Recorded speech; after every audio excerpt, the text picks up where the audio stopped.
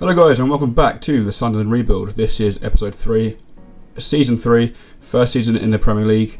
So let's get on to the transfers, which I have completed now. So we go to transfer history, start with last season. So the first signing we made was Sergio Gomez on a very cheap deal of £3 million from Man City. He could play anywhere along the left side, which gives us that amazing versatility that we need over the season.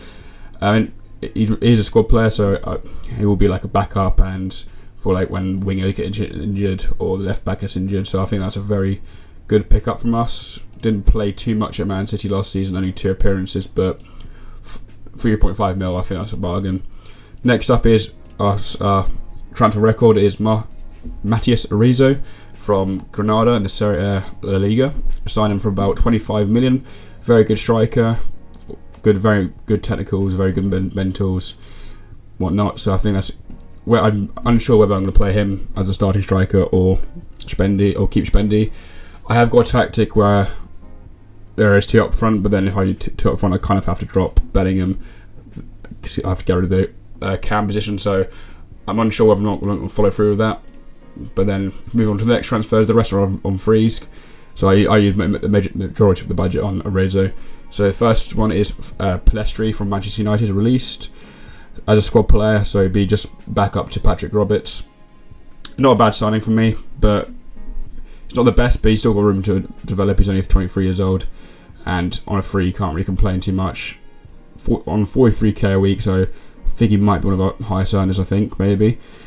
Not bad stats at all, so I think it's good to have him as a backup. And then we've got Giovanni Lo Celso from Tottenham on a free, 29 years old. He's registered as a star player, but he's going to be back up to Bellingham, or even Jack Clark, for that matter. Again, very well-established Premier League player, so it just gives that Premier League experience which we need. Is injury prone, and is only classed as a good Sky Bet Championship player, but I still think he'll play an important part for the season for us. Sepp van der Berg on a free from Liverpool, good centre back. Won't be a starting centre back, but will definitely be a very nice backup centre back to have. 6'4", very tall, got decent enough heading and defensive stats, so I think that'd be a good signing for us. And then finally, Hannibal from Manchester United, just again for another backup. So there is only really one player we signed that could be first team quality. The rest are just backups to have, but it's good backups to have, all with like Premier League experience. So that could bolster our chances when we get into a busy schedule. In terms of departures, mainly loans and a few sales. Devon Hines gone on loan to Wickham again, or he's gone on loan to League One, is it again?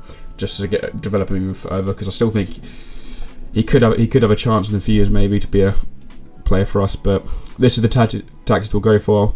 I've moved the wingers a bit further down just to give us a bit more defensive quality, because last year it was very attacking. So we'll play that out, see how it goes. So yeah, again, I'm stuck whether to use Arezzo or Spendy the up front.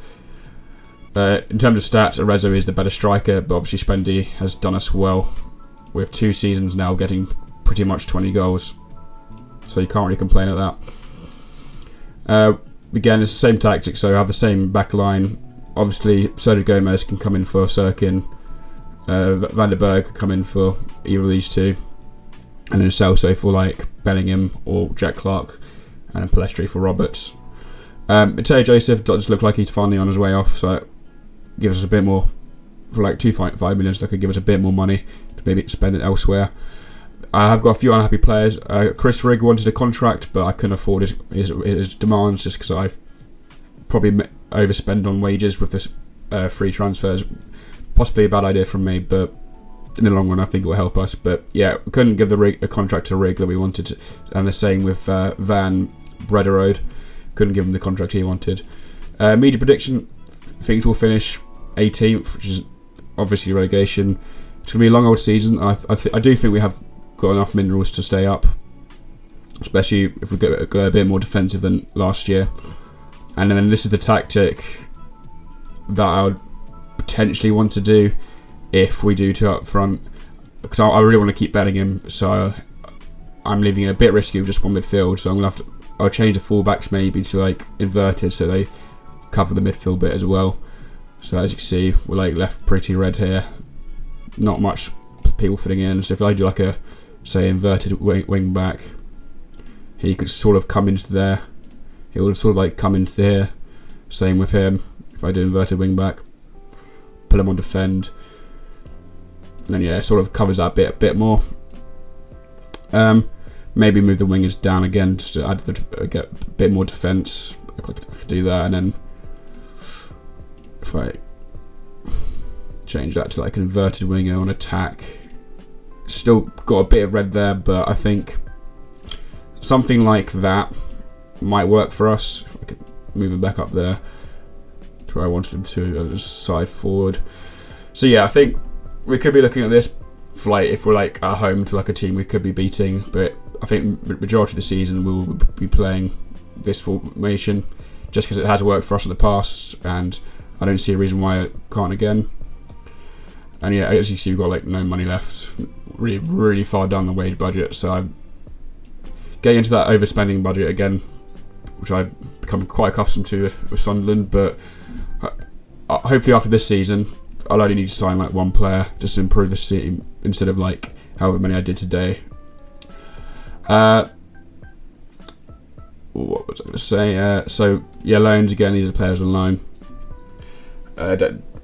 Managed to sign our youth products online, so that's good for us. But yeah, let's see how this season pans out. Obviously, I'll skip to January, and then we'll see you guys in January. Hello guys, welcome back. We are in January now, and it's not going amazing, but it could be worse. As you can see, the league table, we are 16th. 2 points off the relegation zone. It's been a hard time. I thought we started quite well. Other than we started Leicester, did lose, drew, and then beat Bournemouth, lost to Tottenham, drew to Fulham. Okay, it's not as good as I thought it was. Lost to Coventry in the Carabao Cup round, which is a bad result. Lost to Man United. Did beat Liverpool, lost to Palace, beat Southampton, and then since then that's when it started to go really wrong.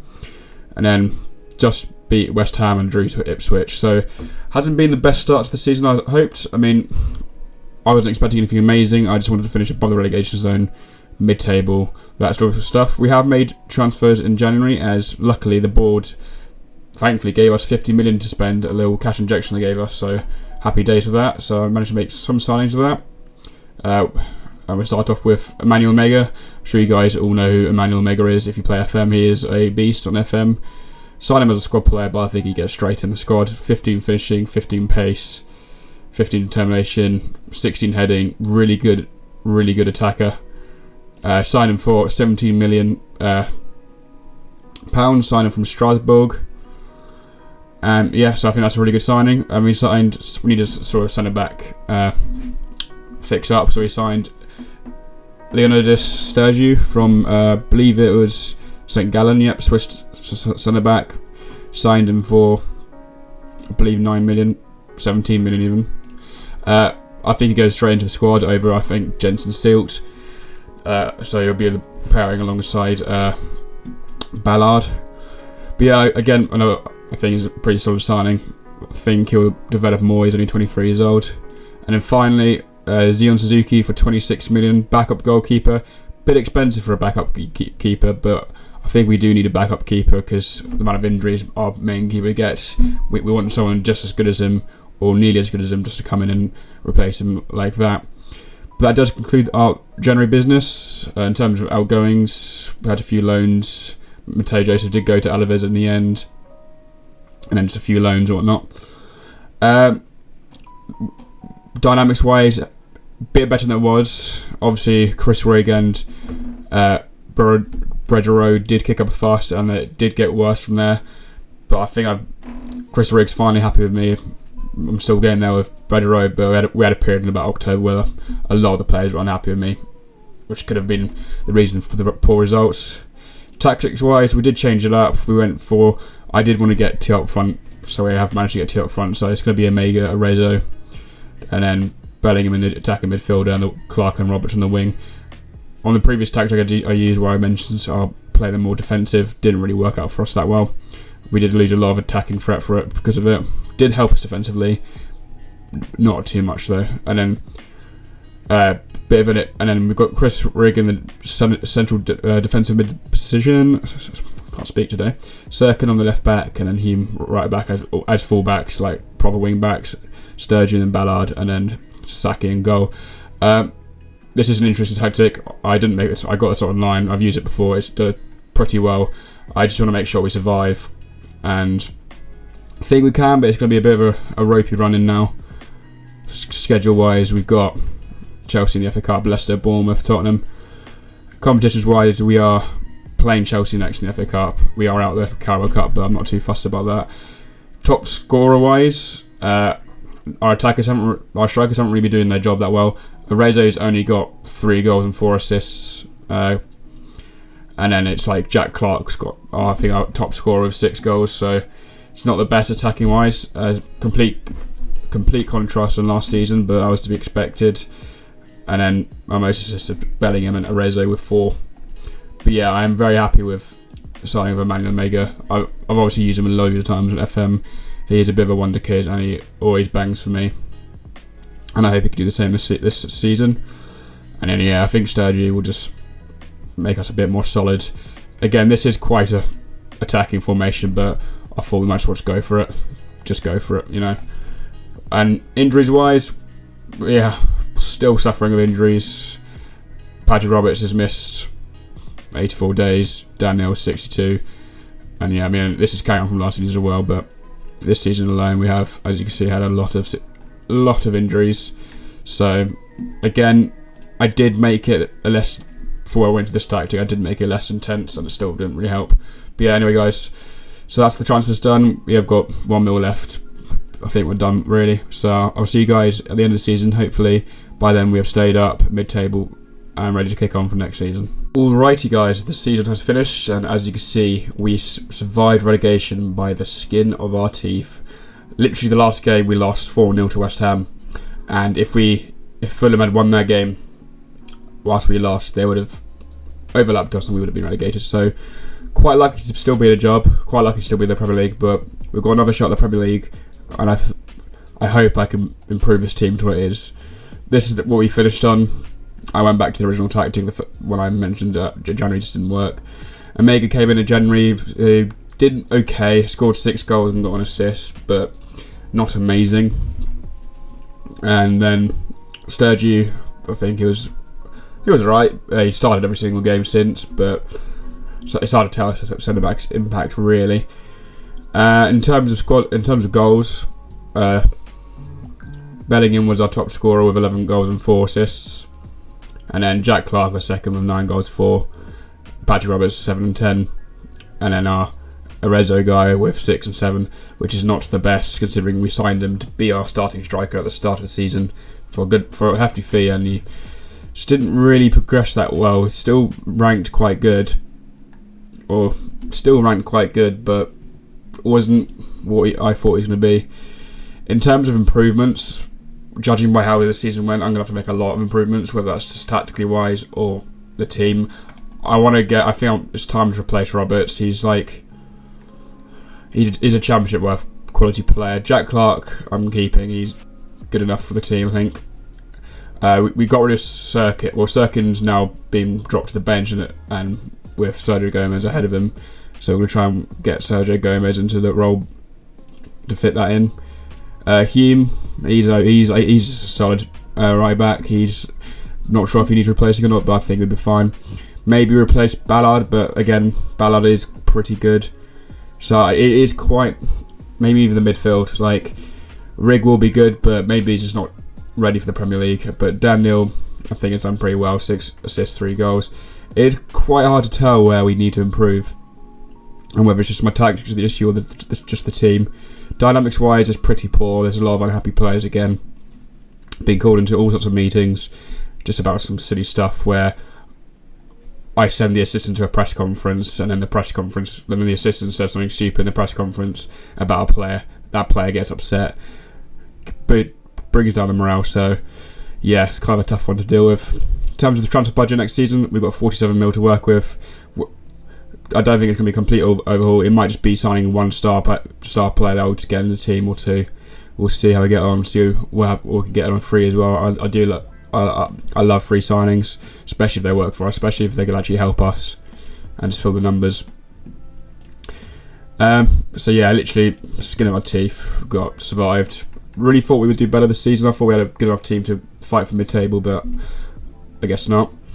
And then in terms of plans for this channel, I haven't really mentioned it before, but obviously this is a side hobby. Like, I'll try and upload daily or whatnot, but my next series will be Youth to Gold. I know that for a fact, so that'll be my next series, and I'll talk to you guys more about that when it's up. And then I want to do like a long series where it's not like a rebuild, where I start off like a National League team, watch all the games, manage all the games, and then create like a journey of it and see how much fun we have with that. But yeah, so thank you guys for watching episode 3 in season 3 in the Premier League. Hopefully next season's Premier League will be a lot better for us. Thankfully, just a lot more teams were worse than us than we were. Like, these guys are pretty shocking as well. We did put up some good results. We beat Man City 2-1, beat Liverpool 5-1 at one point, drew with Arsenal, I think. No, we beat Arsenal as well. It's just a lot of the small teams, like as you can see here, a lot of the smaller teams we just struggled to beat. I feel like we had a way better home form than we did away, but we sometimes found it easier to beat the big teams. Like, look at this. I think this was away as well. 5-1 win against Liverpool away. What wrong there for Liverpool, I don't know, but yeah, just need to get a bit more consistent and beat the smaller teams that we should be beating, or have a better chance at beating at least. But anyway, guys, yeah, if you do like this video, like and subscribe, it means a lot. Cheers.